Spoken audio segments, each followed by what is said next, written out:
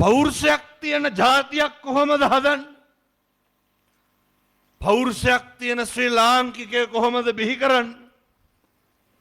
තරුණ මහත්තුරුන්ට මං එකටම කරන යෝජනාව තමයි ඔය බාල වැඩ කරන්න එපා.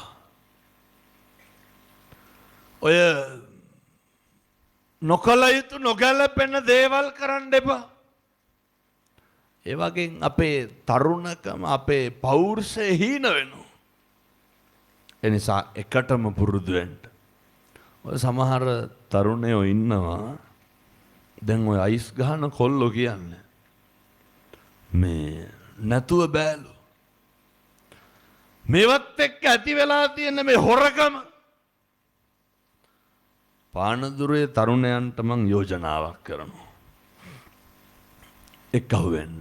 පින්නතුනි මම මෙව්වා කියනවා කියලා මට තරජන ගර්ජන එමටයි. ඉතින් නොකිය බෑ. ඔය විවිධ විදිහට විවිධ අපවාද නගනවා මේවා නවත්තන්න. නමුත් පින්නතුනේ නිවන් දකින්න නම් මේ ප්‍රජාව හදන්න ඕනේ. පින්නතුනේ මේ සමතේ විදර්ශනාව වඩන්න නම් තරුණ මහත්තුරු මේ මඩුවට ගෙන්න ගන්න ඕනේ. මේ ව්‍යායාමයේ ප්‍රතිඵල තමයි පින්නතුනේ මේ දවසින් දවස පේන්නේ. මේ ව්‍යායාමයේ ප්‍රතිඵල තමයි දසදහස් ගාණින් මේ අහන්නේ තරුණ මහත්තුරු එක්කහුව වෙන්නේ. පානදුරේට මං කරන යෝජනාව තමයි තරුණයෝ සේරම එකතු වෙන්න. තරුණ සංවිධාන එකතු වෙන්න. මේ නගරේ පුරාවට මේ කුඩු විකුණන ඒවා අයින් කරලා දාන්න. හෙට ඉඳන් තඩි ගහන්න කියනවා නෙමෙයි හොඳේ මේ විකුණන මිනිස්සුන්ට. මත්පෙති ජාවාරම සිද්ධ කරන අයවලුන් පින්නතුනේ අපිට වෙඩි තියන්න පුළුවන් මේ යන විදියට. ඇයි? කොල්ල කෝල් දීලා පොරොන්දු වෙනවා. හාමුදුරුවනේ පින්නතුනේ මේ විකුණපු තරුණයෝ කියනවා නැවැත්තුවා හාමුදුරුවනේ කරන්නේ නෑලු. ඒ වචන ඇහෙනකොටත් පින්නතුනේ මේ ධර්මයේ ආශ්චර්යය සම්බුද්ධ ශාසනේ චිරස්තතිය අවුරුදු 10 ගාණක් ඉස්සරහට යයි. ඒ නිසා මේ මද්ද්‍රව්‍ය චාරාව නවත්තලා දාන්න ඕනේ. ජාවාරම කරන පින්නතුන්ට මං යෝජනා කරන්නේ. ජාවාරම කරනේ මහත්තුරුන්ට මං කියන්නේ. ඕක නවත්තන්න. කොහොමද දෙයනේ මේ අවුරුදු 15 16 නේ රුපියල් 20 30000ට පඩියට කඩවල් වල වැඩ කරන කොල්ලොන්ට අයිස් පැකට් විකුණන්නේ.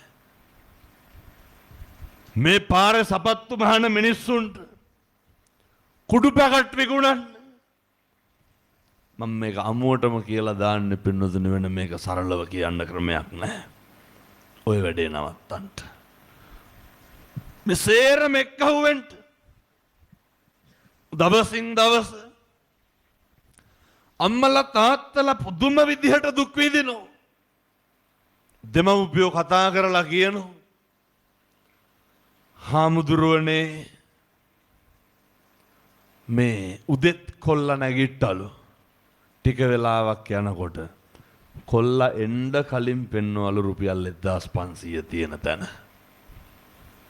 පළවෙනි පාර අහනවලු 1000ක් නැද්ද කියලා. කවුද අහන්නේ? පුතා. දෙවෙනි පාර අහන්න අම්මා ඉඩ තියන්නේ නෑලු. ඇයි? හාමුදුරුවනේ දෙවෙනි පාර අහනකොට ඉඩ තිබ්බනම් හැන්දෑවට යන්න මුට්ටියක් නෑ කිව්වා. මට කියපුවා පින්නතුනේ මේ පොළවේ ගහනවලු. තුන්වෙනි පාර අහනකොට ඉඩ තිබ්බනම් ළඟට ගිහිල්ලා කටට කරලා හයියෙන් කුණු හරපෙන් බයිවලු. යම්මා අඬා කියනවා හාමුදුරුවනේ කොල්ල සමහර තාත්තලත් එහෙමයි. අම්මා ඉක්මනට යනවලු මොකේද? හරි වැඩකට යනවලු.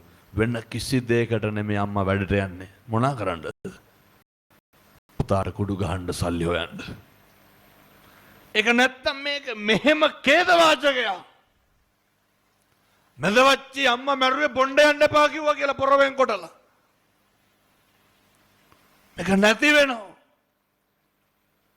මේක නවත්තන්න. මේ පොඩි කොල්ලෝ මේකෙන් බේරගන්න පානදුරේට මම කරන යෝජනාව එකතු වෙන්න.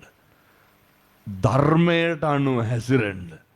කිසි කෙනෙකුට අල්පනිත්තකින්වත් හානි කරන්නේ නැතුව මේක හරි මෛත්‍රී සහගතව නවත්තලා දාන්න. මේ තරුණ මහත්තුරු සියලු දෙනාම ජාති ආගම් භේදකින් තොරව හොඳ නිරෝගී සම්පන්න වෙන්න ඕනේ. හොඳ සෞඛ්‍ය